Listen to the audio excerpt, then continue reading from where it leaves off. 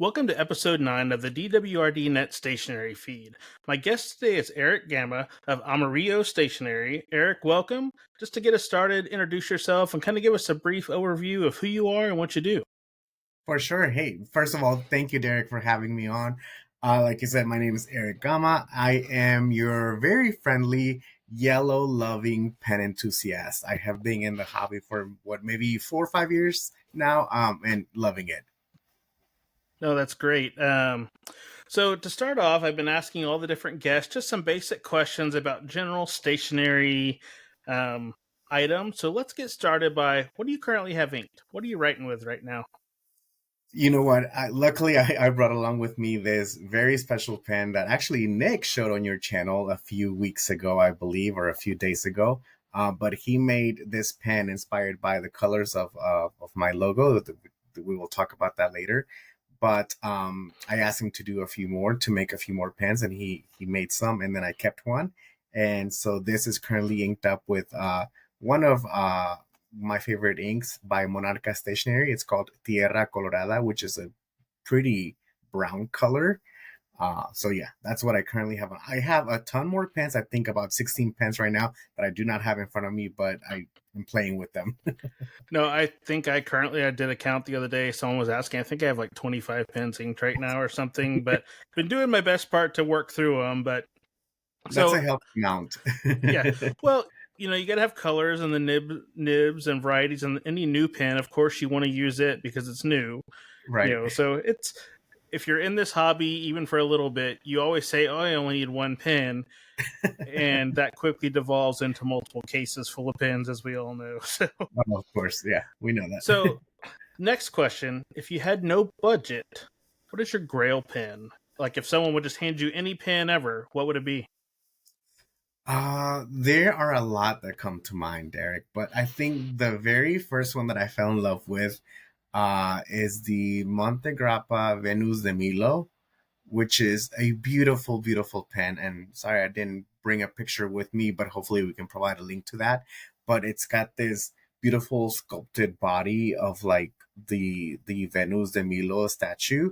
And it's just, from when I first saw it, I was like, this is perfection. This is one of the most beautiful pens I've ever seen. So if I had no budget, that would be my pen.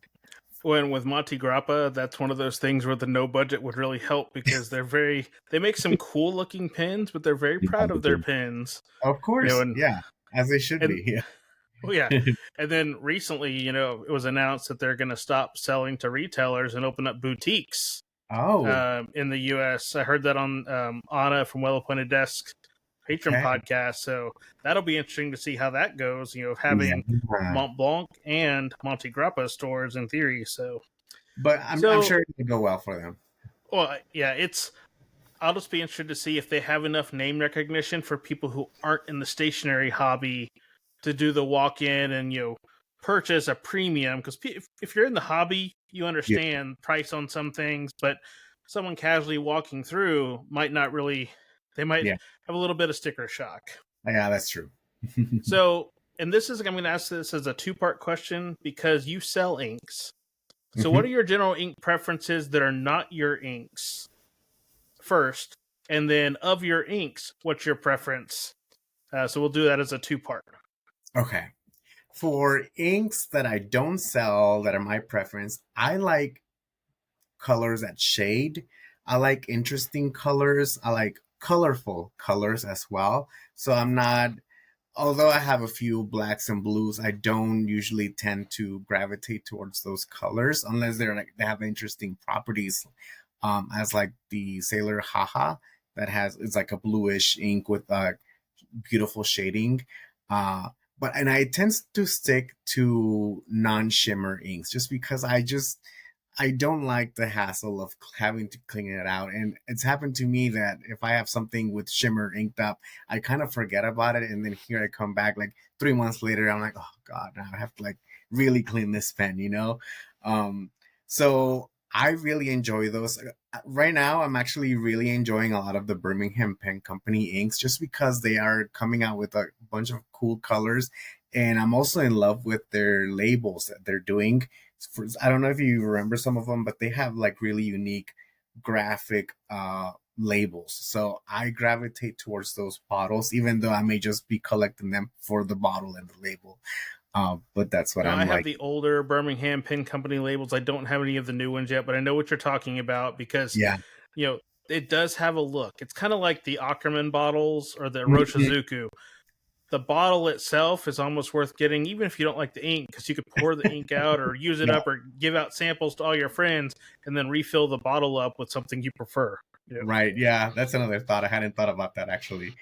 And as for my shop, now I didn't think about this one well enough. Like, but I think that w- the one of the colors that I'm really enjoying, actually, it's an ink that I just came out with this year, is one of my proprietary inks. It's called Blue Suntan, which is inspired by my mascots, blue color. And it's just got a beautiful shading as well. It's an interesting blue, and it's got a like a dark kind of black shading. So it's an interesting color. And if people want to try it out, check out like swatches because it's really cool. No, and the reason why I asked that is we're recording this and it'll be a couple weeks before it's released. But on Brad's Pen Addict Twitch stream today, someone was asking about yellow, and like the chat just went crazy talking about where's is Eric on here because the yellow ink he sells is like Oh, becoming one of the quintessential yellows. I don't remember the name, and I would probably pronounce it wrong, but you know your yellow ink that you sell was highly there. recommended in that thread. That's awesome. And I was in that chat for like a hot second, just quickly enough to enter the giveaway and then like leave. But I wonder which one they were talking about. I'll have to check it out. There are two yellows that I have. The very first one that I came out with is called Amarillo Antiguo, and which I is a think it was that very one. That one okay. that sounds familiar. That's a very true yellow color. The one that I just came out with this year is called Toasty Joggers, and it's more of a brown leaning yellow. Yeah, it Uh, wasn't toasty. It wasn't one of the four new ones. It was the okay, original one. So okay, that gotcha. because they Brad pulled up your website and the picture that had the pen on top, and someone wanted a good yellow ink that you could see when you're writing, but it wasn't so light until it dried. Because that's a common thing. Like if you've ever Yes. used the Platinum Citrus Black, it's a great Oh yeah, ink when it dries, but when you're writing with it, you can't see what you're you can writing, see so it. it's hard to use it. So Yeah. moving on from inks, what about papers? What are the kind of papers you like? Is there a certain brand or a certain style or papers that you hate? Talk about what you like or don't like for papers. Oh, paper. The paper dilemma this year is kind of intense. But when I first started, I of course started with Tomoe River. That's what, any pen enthusiast is going to start with, probably. And then I quickly discovered Cosmo Airlight, and I fell in love with that paper. It was just so bright and crisp, and the line actually became a little bit wider or bigger on the paper, and it just showed the ink really really well. So I really fell in love with it.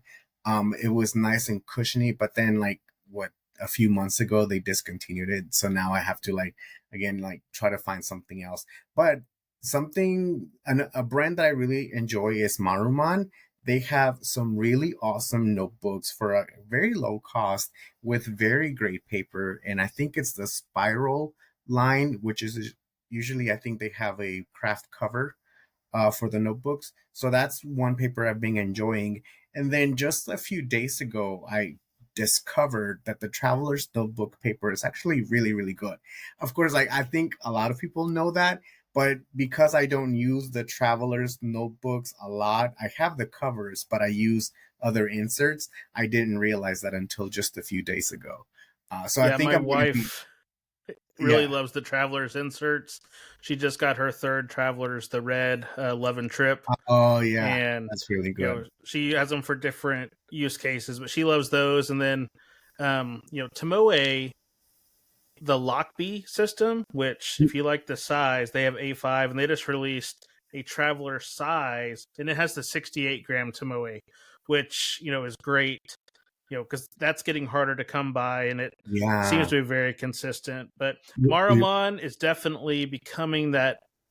There's a video idea that I want to make of how would you pen-able somebody and like some Mhm. starter sets. And one of the things is like the Maruman paper Yeah. because cost to performance ratio. it's a great entry for someone to get, enjoy writing with a fountain pen. And then if they truly love it, they're going to dive in like the rest of us and go down the rabbit hole of paper choices. But yeah, the Cosmo Airlight is another one because bank paper is one that I really like. And with that now being, to supply on hand, I just went through and did the Yamamoto paper samplers. Okay. So there's some equivalents there, but paper is a never ending thing because I got burned by Hobonichi this year, my first time Yeah, ever getting one. So I'm in that, planning exactly. for the future. Best of So luck. yeah. And then my final kind of opening question, my favorite one to ask, and this is one you actually, because I give questions to guests in advance just as a heads up, so we're not catching anybody blind. But your favorite stationary adjacent item, and let's make sure the technology works here so you can explain. Yeah, there we go. Yes.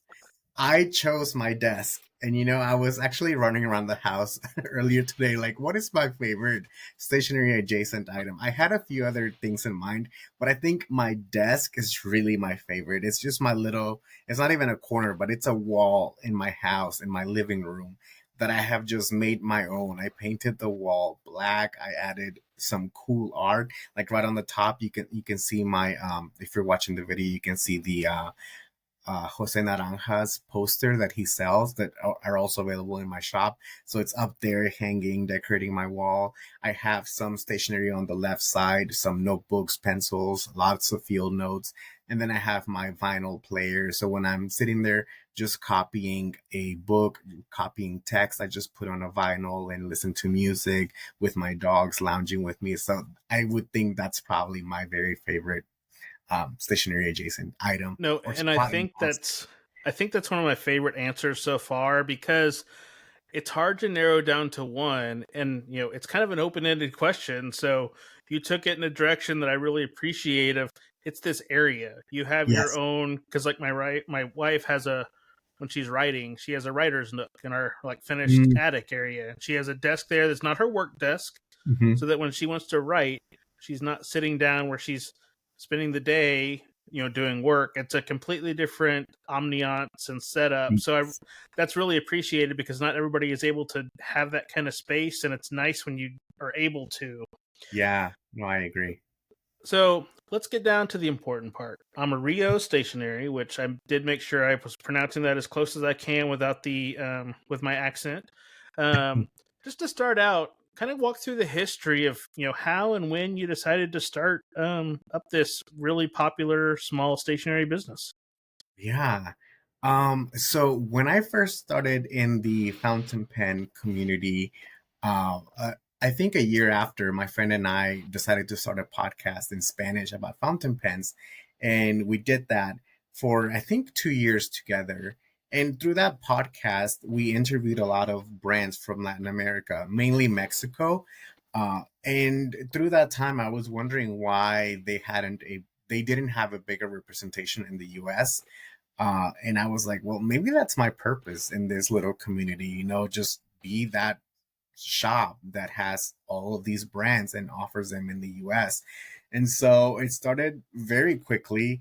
I think I registered the business. And then after that, I was like, okay, well, now I have to have a name. So, like, my business name is EG Stationery, my initials. But then I was like, okay, well, now I need something better than that. And I went through a few rounds of names. Some of them were like a mashup of Spanish and English. And then in the end, I had to narrow it down to Amarillo Mostaza, which means mustard yellow in Spanish. But I was like, okay, that's gonna be like people are not gonna know what that's about, and it may be a little bit difficult for people to pronounce. So I just took off the mostaza and put stationery, Amarillo Stationery, and Amarillo is yellow in Spanish, and that's my favorite color. That's why I chose that. And yeah, we're here. What I think I just celebrated 3 years, 22, 23, 24, 20. Yeah, of being in business. No, that's very cool, and that's one thing that I think for a small business, especially in stationery, you're doing something different. So that makes you Mhm. stand out. Yes. Pin shows are great, but there's a lot of tables. You're going from table to table, and it's the same stuff. And it's the tables that I like going to that have the different stuff. It's Hmm. not the the items I see everywhere. I want to see the unique things Yeah. that stand out. So, you started Amarillo, and just for a note for any Texans, it's not Amarillo, and I made sure to ask Eric that before starting to talk because when I first saw this, I assumed, oh, there's a stationery store in the north part of Texas Yeah. until I learned more. So just wanted to add that caveat because anybody who grew up there, oh, it's Amarillo. So, but I wanted to swing back. You started the business, but then your mascot is probably one of the most recognizable because of the bright yellow. And I have, once again, I'll bring up your first mascot and then start with that, and then we'll move on to your current one. For sure. And yeah, just really quickly to that note of Amarillo, like you're not the only one. You're not the first one. And people, I'm probably going to still hear that, hey, are you from Texas? Like, no, I'm not. I'm from Chicago. So I need to make a sticker of that for sure. But yeah, so as I mentioned earlier, like the shop really just started really quickly. And then I was like, okay, well, I have a name. Now I need a logo. I need a brand. So I hit up one of my friends who worked something out for me really quickly, and within a week he had like actually within days he had something for me. I did request a fountain pen and also a globe as part of the logo, but then it wasn't until like maybe a months later when I was like, "Hey, can we have a character of the globe?" And this is what he came up with, which was super cute. He actually put back in the day I have him right here. I had red glasses. So he took those red glasses and put them on the globe and gave him hands and eyes and put a little pen on him. So that's how my little character came about, Mr. Amarillo.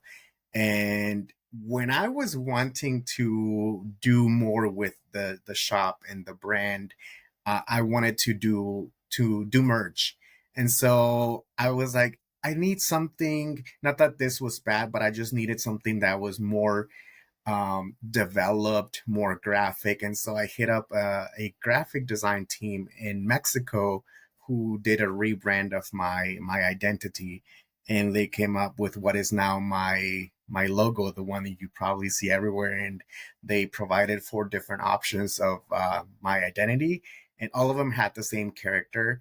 But just different colors. But this is the one we landed on because I think that really reflects Amarillo.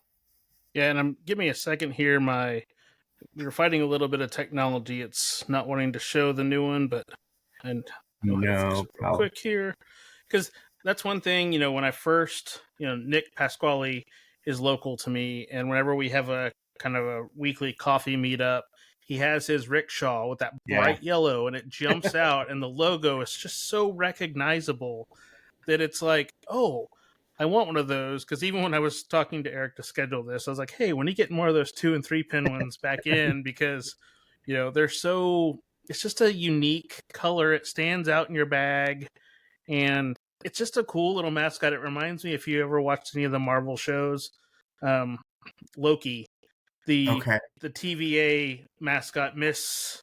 I can't remember the name, but it's kind of a 50s ish era, kind of retro Yeah. drawing, which you know, I have some people come up to me and say that it reminds me of Pac-Man, and also there's this other character, I think it's called Cuphead or something, Mr. Cuphead, something like that. So it's got that kind of vibe. And it's like you mentioned at pen shows, like it's once somebody buys like one of the bags or the pouches, more people come to my table like, hey, I'm seeing everybody or people walk around with this and it's so cute. How much is it and can I buy one? So yeah, it just kind of yeah. sells itself. And I'm actually going to skip around questions because I have a question related to that. Yeah, So for your sure. rickshaw collaboration bags, they always stand out, like we are just talking about. But talk a little bit more of how cool that is to see people. You show up at the pin show, and they might never have met you, seen you, but they're walking around with that bright yellow rickshaw bag. Like seeing your brand so prevalent, like on Instagram or at pin shows or just pictures people post. How cool is that? It Where is. they're doing free marketing for you, walking around with their pins, and you're like, because it's the thing, people are going to ask, where'd you get that bag? It's just Mhm. unique enough where it's like people they want one, even if they're just going to get a 2 pin cozy. They're like, Yeah. I need one of those. And then once they get Yeah. one, it's probably like, oh, I really like that one. It stands out so much. It's so different. I need more. Yeah, no, it's honestly the best. And seeing pictures on Instagram makes me smile all the time, and every time I see one. But yeah, like I said, it sells itself. It's just a product that people smile at, and they just want to have like a little piece of it. We've had a few people that actually have gotten every piece of Rickshaw item that we carry in the shop. I say we, but it's only me, me and my partner and my pups. Um, but yeah, no, it's super cool to see. I'm so glad that Rickshaw was able to work with me with this design. They have been wonderful, and I have a new design coming out. Hopefully, in the middle of May. It's already May, so in a few months, hopefully, yeah. Do you think you're going to have the single pin like the necklace, or is it that something you don't want to announce what your new thing is going to be yet? Because that seemed to be really popular at Atlanta and at Chicago. Now, granted, I didn't make either of those shows, but just seeing that the kind of neck lanyard with the Yeah, single pin case, it seems to be growing in popularity. I agree. And you know what? Even I bought one of those. I I have never had a single sleeve. It's only at pen shows when people ask me, like, do you have a single? And, now that you mentioned it, maybe I did just put in my order a few days ago for Rickshaw. So maybe I can be like, hey, can you just tack on a few? And I may bring some because, yeah, I want one for myself. I don't have a lanyard with my logo, with the mascot, but yeah, something to consider for sure. Well, and if you think about your pin you got from Nick, a lot of the maker pins don't have clips.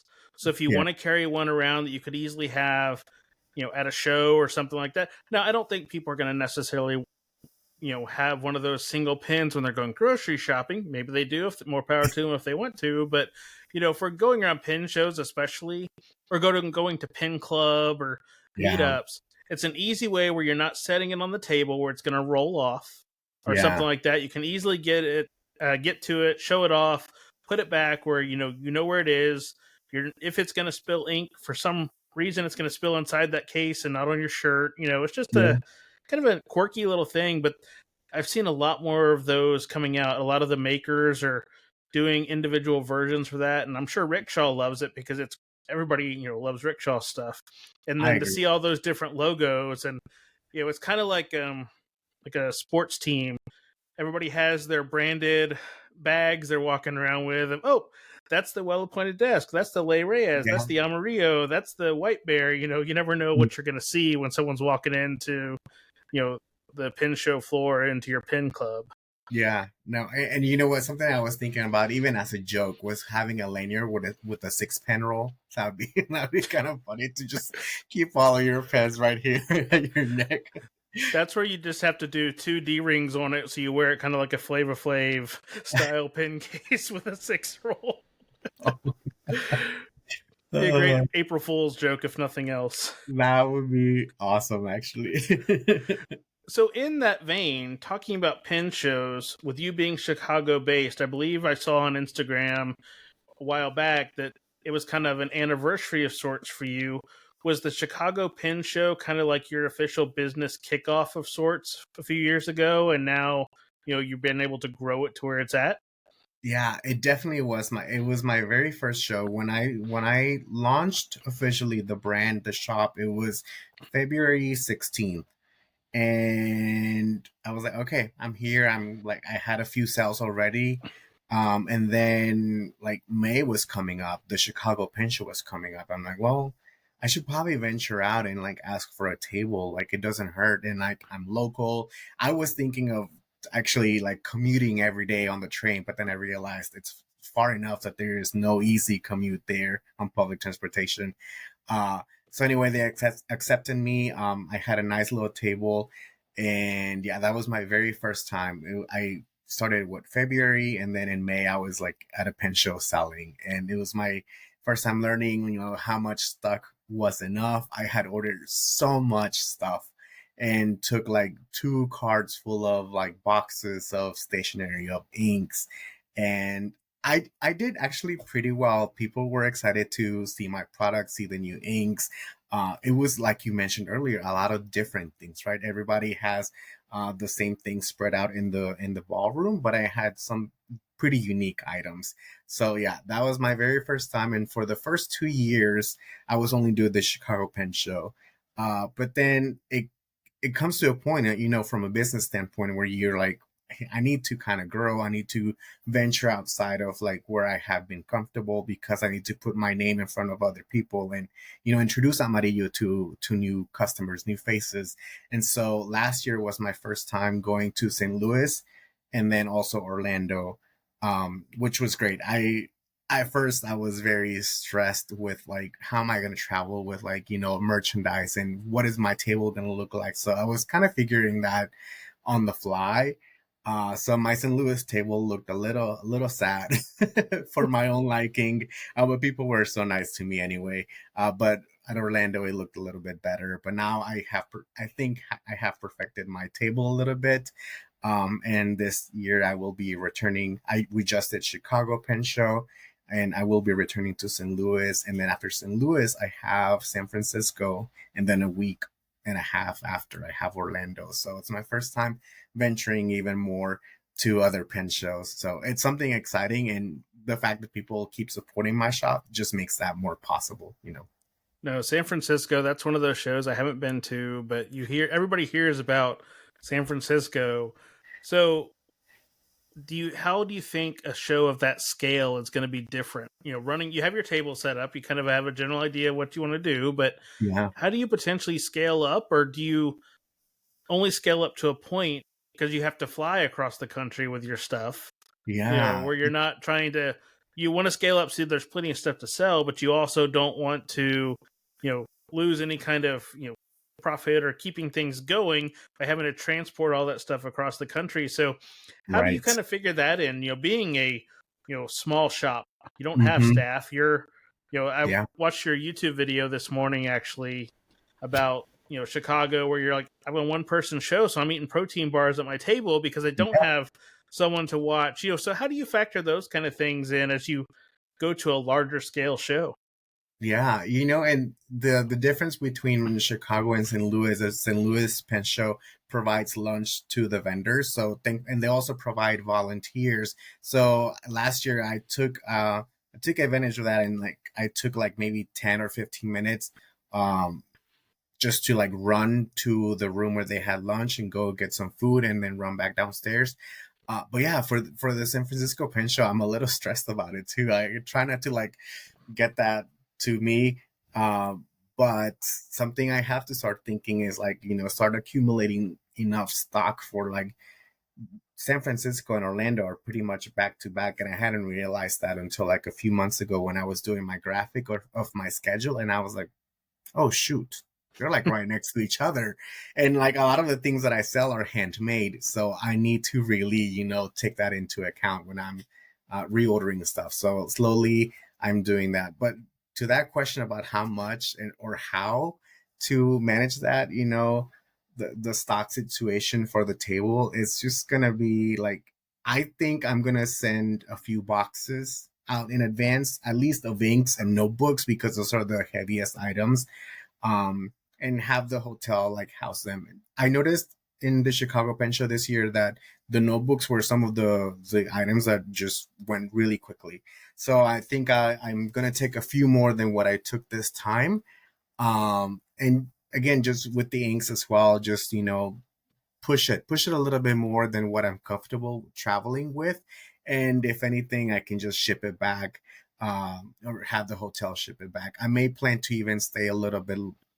Should I stay longer now that I'm thinking about that? It's just like, do I take another day just to pack and then, ensure that I ship back my stuff? Or do I just, I don't know, risk it and then just put it all in my bag? And, if they charge extra for the weight, then it is what it is and it's on the business, right? Yeah. But I, I won't know until I travel this year. But I keep hearing, lots of things about like it's a very popular show. Everybody keeps telling me that I will do really well there because it's different and there's a lot of foot traffic. So maybe if I take a lot, it may all go in a day or two, hopefully. Well, and even so, because a question that I didn't have on there, but I just thought of as we're talking, are you have you approached or have you been approached about the Amarillo products, like your branded ones, in stores? Is there a Mm, stationery store in California who might say, "Hey, you know what? We like your inks. Why don't we put some of those here on consignment so that way you're not flying them back?" So, is that mhm, something where you're considering taking that next step of having some of your, maybe not your products you sell from Latin America, but the ones that are Amarillo specific mhm. in stores? Is that something in your future growth plan, or is that something you hadn't thought of yet? It's definitely something that's in the future. Like it's something that's in the back of my mind. Like like what could be next, and the sky's the limit for now because it is right now my shop. Like it's just online, and I run it from my home office here. I have my stock behind me, so we can go wherever people want me to go. Honestly, but yeah, that's something I hadn't considered about. Hitting up a stationery store there and be like, hey, can we do something with this? That's something to consider. But I have like there was I think I had heard one comment of one shop, one store thinking about asking me about my inks. But right now I'm still at a spot where before I do kind of wholesale on that, I want to perfect the box just because not that it's not perfect, but I want to ensure that it's a little bit thicker for them because I don't want them to have issues when they send it out and then they come back to me and like, hey, we're having so. And there are some things that even though I thought I did pretty well, I could still improve on, and I'm gonna come out with a different ink label for my next ink. So before I do that, I want to perfect those items, and then I can comfortably be like, yes, let's do that. No, and speaking of your ink boxes, if you haven't seen the 4 new inks that Eric released, you can line the boxes up and it makes like a little where you see Mr. Amarillo walking along, and that's just cool. I love when packaging does that where you can turn them all and see that. I used to my right when I finished college, worked at a bookstore, and every so often you'd have a series where like they'd be on the shelf and they'd line up and it would be a cool design where it looks great by itself, but when you put them all together, it just has a that cool look of tied together packaging. Not everybody thinks about that anymore. It's getting less common as things are more mass produced. So props for that, because that's just a cool little design element that I'm sure people in this hobby appreciate more than some others. Just to see that, because if you're buying the 4 inks, of course you need all four, and then you can put the Yes, boxes next to each other up on the right. shelf. If you have your shelf of ink boxes like I do, because it's like the top shelf is boxes, the next shelf is bottles, you Yeah, know. So it's yeah. just a different way to display them. Right. It's that little extra, right? Like as a business owner and as a stationery lover, I'm always thinking about like what are people going to expect? I how do I treat the boxes for my inks that come in? Like, do I, and honestly, sometimes I just discard them. Sometimes I put them back in the box, and, if they're rectangular or square, and I stack them. Uh, but I actually borrowed this idea from Monarca Inks, which is a line of inks that I carry in my shop. They have two, two lines of inks. One is based on the desert and one is on the Caribbean. So they have four inks and all four panels line up to make a panorama.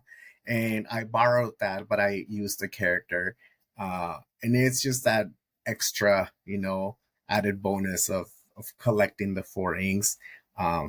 So it makes a cute little picture. No, and also if you're thinking pin shows, that's the kind of thing that's going to get people to walk up to a table and go, "Oh, look!" Yeah. And then they're not going to leave with one; they're going to leave with four because they want the whole, the whole That's thing. it. Yeah. So, in terms of products that you carry, you say you focus on Latin American creators, and you saw a lot of products from Mexico that were being underrepresented.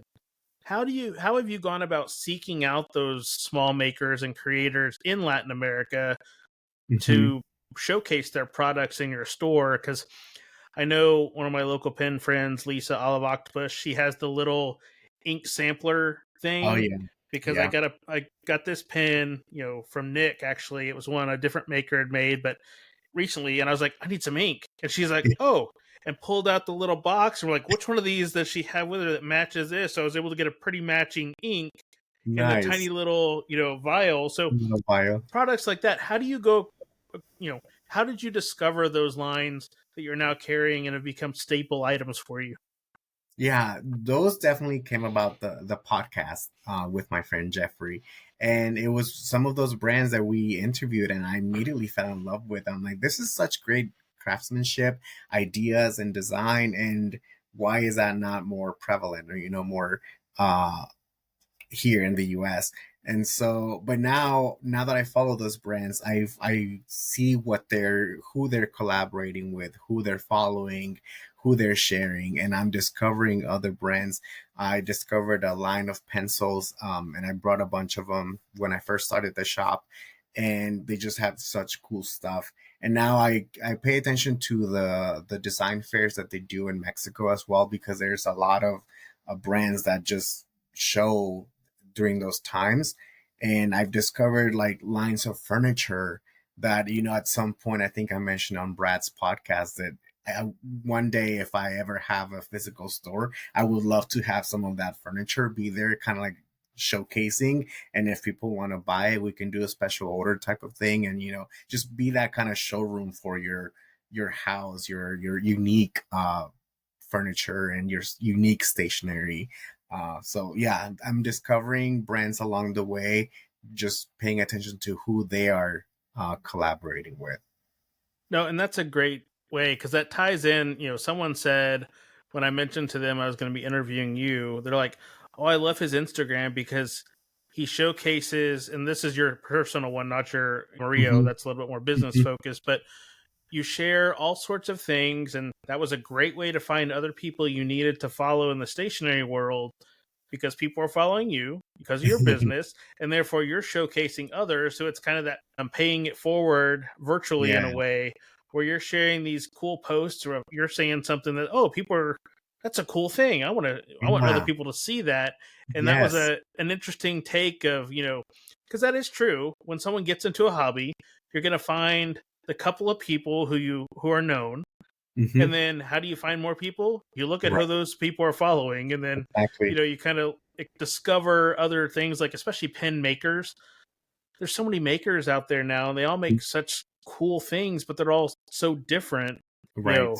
know, you hear of the Jonathan Brooks or the Sean Newtons, the Mythic, but Hmm. then the little one of, like with Brad's interview series of Meet Your Makers, and Yeah. you know, at a much smaller scale, since I have makers local to me, I've been trying to do that as well because it gives a feature to someone who is unknown.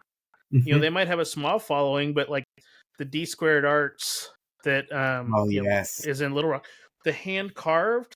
I Yeah. mean, seeing pins like this in person, it's a Yeah. whole different thing. Like in your hand, it's just a different world. So that's a neat way of, my little part. Like you said, yours is to bringing Latin America. I don't want to run a business, but I like, in the past, I hated being on camera. So what I do, I start a YouTube channel. Go figure.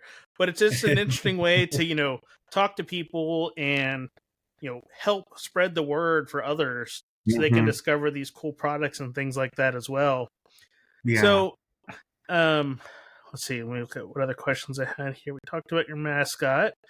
Well, Talked and while you about. find the questions, I did want to like just bring up 2 points that you made. One about D Squared Arts. I just saw his pens at the Chicago Pen Show and instantly fell in love. Like, there's so much thought behind them, and that's what also makes his craft unique, right?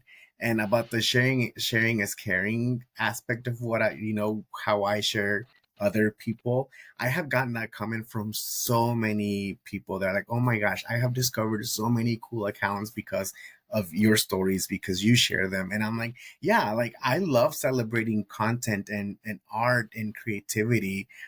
Look, why keep it hidden? If you see something cool, share it so other people can have access to that. And maybe it'll spark creativity within your own journaling or your own hobby or your pen usage. Maybe they're using pens and inks in a different way. Why not share that?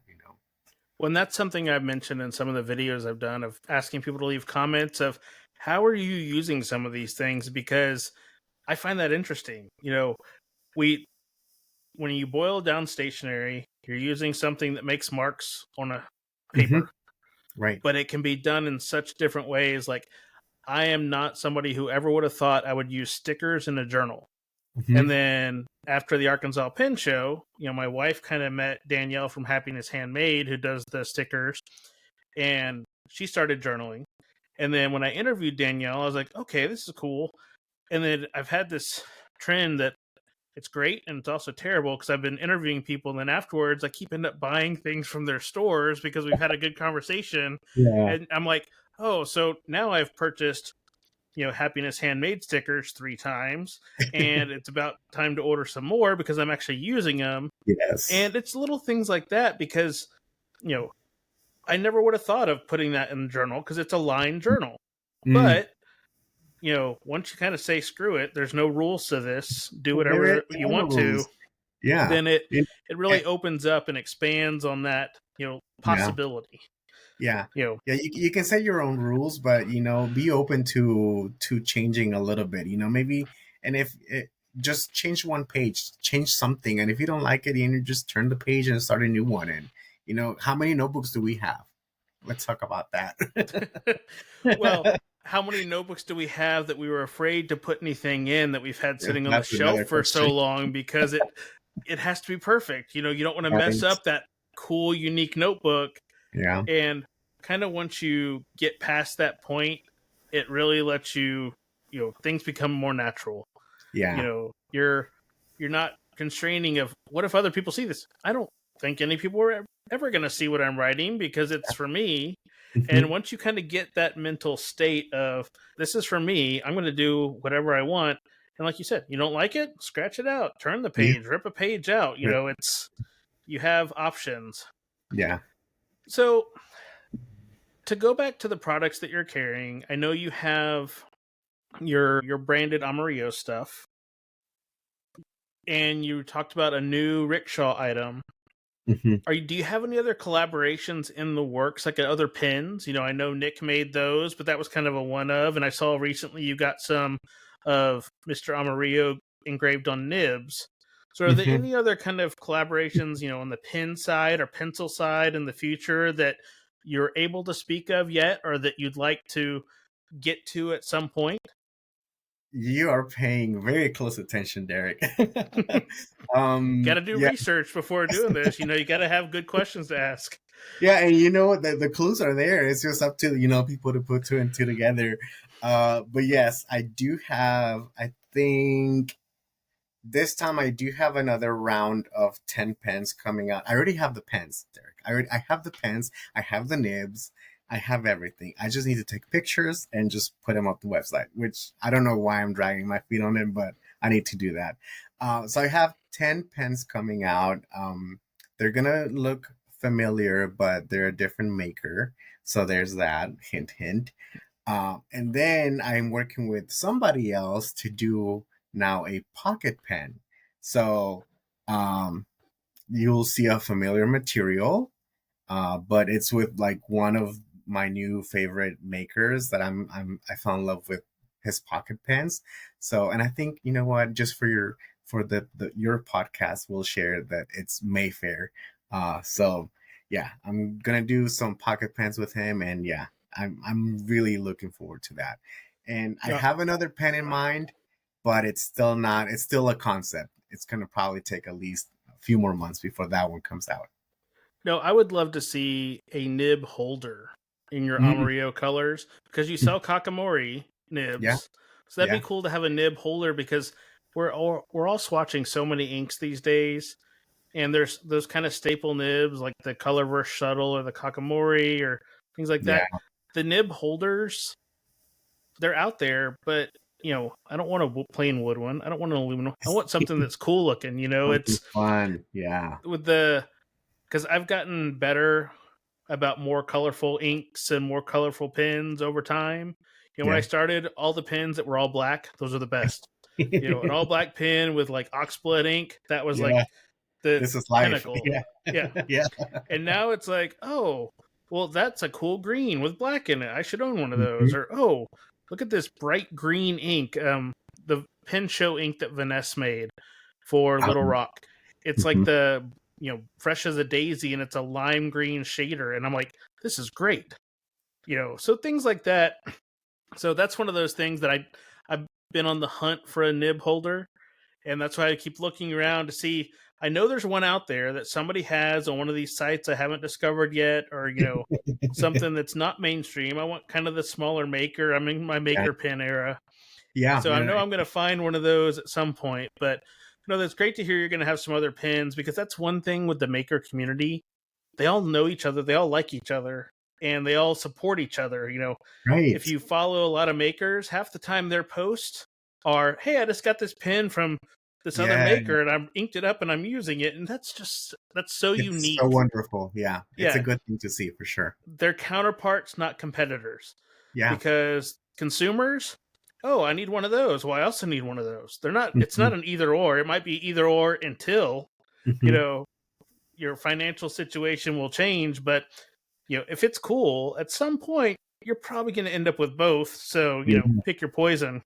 Yeah, no, I agree. So in terms of your inks are really popular, are there any other products that you mentioned the furniture if you had a physical location, but for your store as of now, this is kind of tying into kind of the final questions. We kind of start to wrap up, but in not the full what's next, but kind of a second to last question, what kind of products do you feel like that are still underrepresented that you want to have in your store, even if you don't know the maker of who it is? Are there certain types of products that you'd like to carry that you just haven't found the right fit for your aesthetic and your store offerings yet?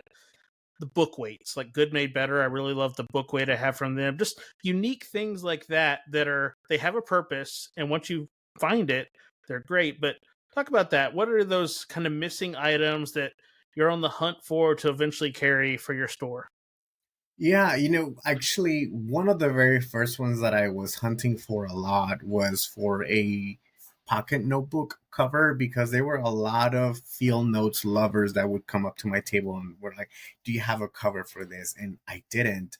But it wasn't until a few months ago that, like, one of my favorite brands that I carry, that all they do is leather work, they came out with a cover, and it comes in brown or black, and it's beautiful. But I think one of the main items that I'm really like looking for is a fountain pen friendly notebook, because like in Mexico, fountain pens is still like not as big as, and even in the US, like it's a very small community, right? And our fountain pen notebooks come from Asia, from for the most part. So I'm still looking for that perfect notebook, even though some of the ones that I have actually do take fountain penning pretty well, and I'm using two right now that do wonderful with it. I don't like to say they're fountain pen friendly, because I have had one or two that all of a sudden, they like the paper is just funky, and it's not feathering, but it's doing something that, for somebody who loves Tomoe River and that kind of quality, they would just not like it. So I don't say it is. I just show them the samples of the books that I have, and I'm like, here's how my notebook is behaving. I'm not specifically saying this, but take it and at your own risk. But if it isn't for fountain pen, maybe it's for pencil or ballpoint, which I'm using both on in my notebooks as well. So I think the notebooks is what's missing, like a really true fountain pen friendly notebook. And I actually, back to the self-branded stuff, the Amarillo Stationery branded items, I did want to come out with like notebooks. But when I thankfully I didn't, because of, again, the whole Tomoe River fiasco with the paper. And I would be like Hobonichi right now, with horrible paper. And as a small business, that stresses me out. Whenever, like, if I see that a shipment is just sitting in like the post office not moving, that stresses me out. I'm like, do I have to resend it or what? Like, at that point, I can't do anything about it, right? I'm not in there moving packages myself. So if at that level, a problem at that level would just be something that would break my little heart, honestly, and I just wouldn't be able to handle it. So for now, I'm holding off on notebooks until somebody figures out, like, what are we doing with paper. Yeah, well, and even the term, I mean, if we think about in the larger scheme of paper, fountain pen friendly is so subjective Mm-hmm. because I write with extra fine nibs. The smaller the Mm. nib, the better. You go on half the papers and put a broad nib on there, or you do an ink swatch, it's It's a whole gone. different world. So fountain pen Yeah. friendly, to my definition, is not going to line up with other Hmm. people. Yeah, And true. then, I've recently started to add in more roller balls and ball points and things like that, which I think that's kind of a trend in some ways, where we all jump into fountain pens so heavily and then realize fountain pens are wonderful, but they're Yes, not always the right tool for the job. And you correct. kind of have to backtrack. And now, like, I picked up one of the spoke pins the other day. I have a Retro 51 sitting in front of me. And my latest thing is the multi pins, like Oh with the yeah, uni. same. Yeah, They're just, they're so nice, and writing on bad paper, yeah, they have their place. And that's the kind of, part of the discovery and part of the fun, yeah, finding which of those items, like we were talking about a little bit earlier in the interview, at pin shows, you said notebooks really sold for you in Chicago. I know at Little Rock, the couple of people who had paper, they were selling paper and covers like hotcakes because that was different. So it's hmm, that, differentiating from, swimming upstream and being different, having a different product offering, and that, or something that just stands out, like your logo, your rickshaws, something that makes it visually appealing enough for someone to walk over and start the conversation, and then the yeah, products will speak for themselves. Or, even if the product is someone's half told, someone talking, spending time talking to you at a table, I'm sure you're going to be like talking to them, not pushing, and they're going to go, you know what, that was a great conversation, I'm going to take a bottle of ink, even if they hadn't planned on it. yeah. It's that And kind of, actually, once you saw establish that. those connections. Yeah, I saw that happen to me at the Chicago Pen Show just this like a few weekends ago. I was talking to a few people and like the same ones that probably thought I was from Texas, but they were like a few sets of people that would come up like, hey, tell me more about this table. It looks interesting. The logo is cute because it really stands out. And I just told them like my story. I'm like, hey, this is like the purpose of Amarillo is just to showcase all of these brands. And after they left, they came back like a few hours later, like, okay, we're back. And, like, again, you just have beautiful items. We love your story. And now they're looking for something to buy when, like, they didn't even, like, I was never on the radar. No, and that's cool. So for the final question that I alluded to, what's next for Amarillo Stationery? Yeah. And I was thinking of this earlier, and I kind of already said it, but the sky's the limit with like where I go next because I'm still very small. But I think I want to come out with more inks. I want to perfect my little packaging just to make it a little thicker. I'm gonna update my label, and I think also what's next is more proprietary stuff. Um, because I think that's where I have a better handle on my margin, like for all of the business people watching, with other products, like I'm at the mercy of, their discounts to me. And then, whenever I do sales, with discount codes, let's be honest, I'm not making as much money, right? But then I'm also like offering my products to people that are looking forward to that little discount. And I have heard before, like, hey, 10% is not enough.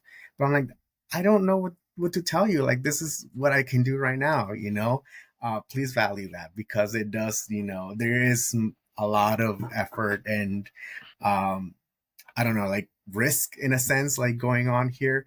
But I think the proprietary stuff is what's next for me. Like more merchandise. Like even this year, I came out with these little hats and beanies, and that has helped a lot as well because, like you said earlier, they just spread in the word for me, But they also have a super cool product to go with, and just yeah, No, that's great. Stickers are always a good one because I was looking at that too. Now that I'm starting to put stickers in journals, I'm going to have to order an Amarillo one to put in there to, write down, hey, I did this interview and stuff. So there's always things like that that shows the brand. It has the familiarity and whatnot. And, even like your patches, they're just cool designs and they're going to yeah, stand out, and you know, they could go on a jacket, they could be ironed on a thing. So it's very cool. So, Eric, once again, thanks for taking some time to kind of talk through this. I think this was a great conversation. We covered everything we had planned and more. And, I look forward to seeing your new pen releases when they come out, and new inks, and just how Amarillo will grow in the future, because everybody's going to see those rickshaw bags walking around and they're going to know, oh, what's new there? Because they're going to want to come see what the new thing is. So thanks, once again. And if you're new to listening, I'm trying to release one of these every week. If you have suggestions of other people you'd like to hear me talk to, leave a comment on the YouTube video. If you're listening to the audio version on the Spotify or Apple, or, I have my website, dwrd.net, where there's going to be a post related to these as well. Leave comments, because this was a great conversation. It was a quasi suggestion. And, there's a lot, like Erick's having to find new products. I'm wanting to find new people that I've never met. Erick and I never spoke until today. And this was Yeah. a great conversation. Like, we'd known each other for a long time. And, I Yeah. like that. That's a nice benefit for me here. So, Thank you Erick, so much, once again, Derek. thank you. This was a pleasure. Likewise. And, we will catch you on the next episode. Sounds great. See Bye. you around.